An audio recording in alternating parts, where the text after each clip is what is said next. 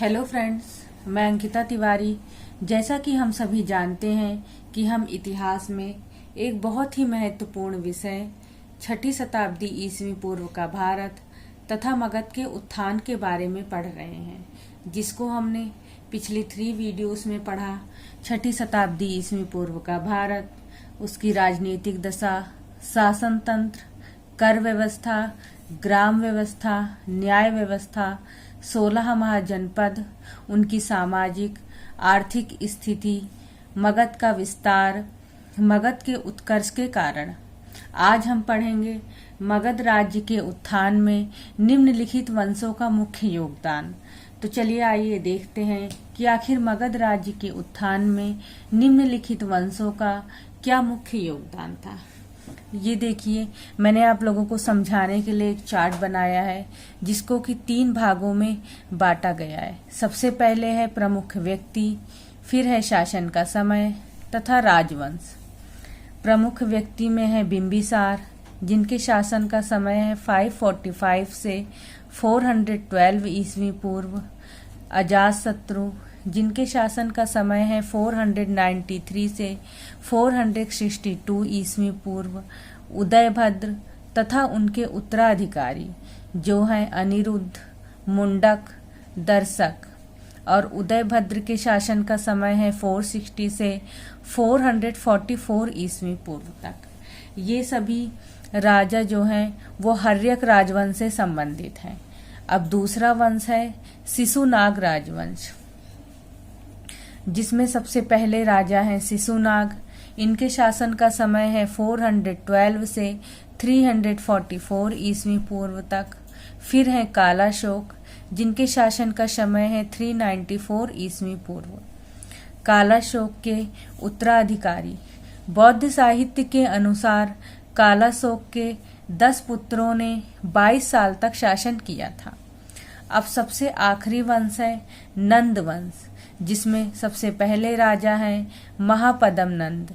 इनके शासन का समय है 344 से 324 ईस्वी पूर्व तक तथा महापद्म नंद के उत्तराधिकारी हैं पंडुक, पंडुगति, भूतपाल, राष्ट्रपाल, गोविसांक, दास सिद्धक, कैवर्त, धन।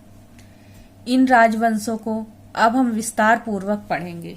सबसे पहले है हर्यक वंश, जिसके शासन का समय है 545 से 412 ईस्वी पूर्व तक। मगध साम्राज्य की महत्ता का वास्तविक संस्थापक राजा बिंबिसार था, जो हर्यक कुल से संबंधित था। बिंबिसार का एक अन्य नाम श्रेणीय या श्रेणिक था। बिंबिसार ने अपने राज्य की नींव विभिन्न वैवाहिक संबंधों के फलस्वरूप रखी। उसने कुल 3 राजवंशों में वैवाहिक संबंध स्थापित किए तथा जीवक राजवैद्य उसके दरबार में थे। अर्थात हर्यक राजवंश के जो संस्थापक थे वो बिंबिसार थे और उन्होंने अपने राज्य का विस्तार वैवाहिक संबंधों के आधार पर किया था। इन्हीं के दरबार में जीवक नाम के राजवैद्य थे, जिनको कि महात्मा बुद्ध के बीमार पड़ने पर चिकित्सा के लिए भेजा गया था। मद्र देश की राजकुमारी क्षेमा से विवाह किया। लिच्छवी राज्य में चेटक की पुत्री चेलना से विवाह किया। कोसल नरेश प्रसेनजीत की बहन महाकोसला से विवाह किया था। बिंबिसार ने अंग राज्य के शासक ब्रह्मदत्त को पराजित कर उसे अपने राज्य में मिला लिया। इस प्रकार विजयों और वैवाहिक संबंधों के द्वारा उसने अपने राज्य का विस्तार किया। बिंबिसार बौद्ध एवं जैन दोनों धर्मों को मानने वाला था। बिंबिसार की हत्या उसके पुत्र अजातशत्रु ने की थी। अब दूसरे शासक हैं हर्यक वंश के अजातशत्रु या कुणिक। अर्थात अजातशत्रु का एक अन्य नाम कुणिक भी है और इनके शासन का समय है 493 से 462 ईस्वी पूर्व तक। अजातशत्रु का कौशल नरेश प्रसेनजीत से युद्ध हुआ। प्रसेनजीत की पराजय हुई, परंतु बाद में दोनों में समझौता हो गया। प्रसेनजीत ने अपनी पुत्री वाजिरा का विवाह अजातशत्रु के साथ कर दिया। अजातशत्रु का लिच्छवियों से भी युद्ध हुआ। अपने कूटनीतिज्ञ मंत्री वत्सकार की सहायता से उसने लिच्छवियों पर विजय प्राप्त की। इस तरह काशी और वैशाली दोनों मगध राज्य के अंग बन गए तथा अजातशत्रु के समय में ही प्रथम बौद्ध संगीति का आयोजन किया गया। अजातशत्रु की हत्या उदयन व उदयभद्र ने कर दी थी। उदयभद्र या उदयन, जिनके शासन का समय है 460 ईस्वी पूर्व से 444 ईस्वी पूर्व तक। अजातशत्रु के पश्चात उसका पुत्र उदयभद्र उत्तराधिकारी हुआ। यह अपने पिता अजातशत्रु की भांति ही वीर एवं विस्तारवादी नीति का पालक था। उदयन ने गंगा और सोन नदियों के संगम पर पाटलिपुत्र या कुसुंग नगर की स्थापना की और बाद में अपनी राजधानी राजगृह से वहीं स्थानांतरित कर ली। उदयन के बाद उसके 3 पुत्रों अनिरुद्ध, मुंडक और दर्शक ने बारी बारी से शासन किया। पुराणों में दर्शक का एक नाम नागदशक भी मिलता है। हमने हर्यक वंश के 3 राजाओं को पढ़ा। इस वंश में हमें एक चीज कॉमन ये देखने को मिलती है कि हर एक राजा अपने पिता की हत्या करने के बाद शासन करता है। इसलिए इस वंश को पितृहंता वंश भी कहा जाता है। अब दूसरा वंश है शिशुनाग वंश। इसके पहले राजा हैं शिशुनाग। इसको हम इस तरह भी याद रख सकते हैं, जिनके शासन का समय है 412 ईस्वी पूर्व से 394 ईस्वी पूर्व तक। शिशुनाग अत्यंत प्रतापी राजा था। इसकी सबसे महत्वपूर्ण उपलब्धि अवंती राज्य को जीतकर अपने राज्य में सम्मिलित करना था। इसने अपनी राजधानी वैशाली स्थानांतरित कर ली।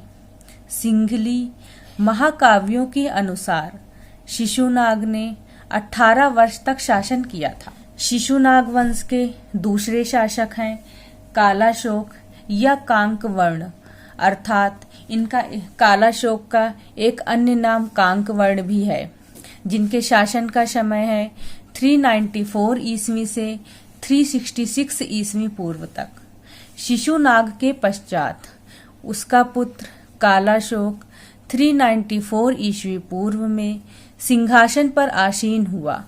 दिव्यावदान में कालाशोक का नाम कांकवर्ण भी मिलता है। कालाशोक ने वैशाली के स्थान पर पाटलिपुत्र को अपनी राजधानी बनाया तथा द्वितीय बौद्ध संगीति का आयोजन इसी के काल में हुआ। उसने लगभग 28 वर्ष तक शासन किया। कालाशोक के उत्तराधिकारी बौद्ध साहित्य के अनुसार कालाशोक के 10 पुत्रों ने लगभग 22 वर्ष तक शासन किया। इस प्रकार 344 ईस्वी पूर्व में शिशुनाग वंश का अंत तथा नंद वंश का उदय हुआ। अब हम मगध राज्य के सबसे अंतिम वंश नंद के वंश के बारे में पढ़ेंगे, जिसके पहले शासक हैं महापद्म नंद। यह मगध का सर्वश्रेष्ठ शासक था। इसने सर्वप्रथम कलिंग पर विजय प्राप्त की तथा वहां एक नहर खुदवाई। इसका उल्लेख प्रथम शताब्दी ईस्वी पूर्व में खारवेल के हाथी गुम्फा अभिलेख में मिलता है। महापद्म नंद जैन धर्म का अनुयायी था। पुराणों में इसे एक राट और एक छत्र शासक कहा गया। प्रसिद्ध व्याकरणाचार्य पाणिनि और काव्यायन इसके काल के थे। घनानंद नंद वंश का अंतिम तथा सर्वाधिक प्रसिद्ध शासक था। इसी के शासनकाल में सिकंदर ने भारत पर आक्रमण किया था। सिकंदर से भारत से जाने के पश्चात मगध साम्राज्य में अशांति व परिणाम स्वरूप चंद्रगुप्त मौर्य ने चाणक्य की नीति की सहायता से मगध सत्ता पर अधिकार कर लिया। महापद्म नंद के उत्तराधिकारी। महापद्म नंद के पश्चात 8 उत्तराधिकारियों ने मगध पर शासन किया, जो कि थे पंडुक, पंडुगति, भूतपाल, राष्ट्रपाल, गोविसांग, दास सिद्धक, कैवर्त तथा धन। इसी के साथ हमने इस चैप्टर को 4 वीडियो की सहायता से विस्तार पूर्वक पढ़ लिया है।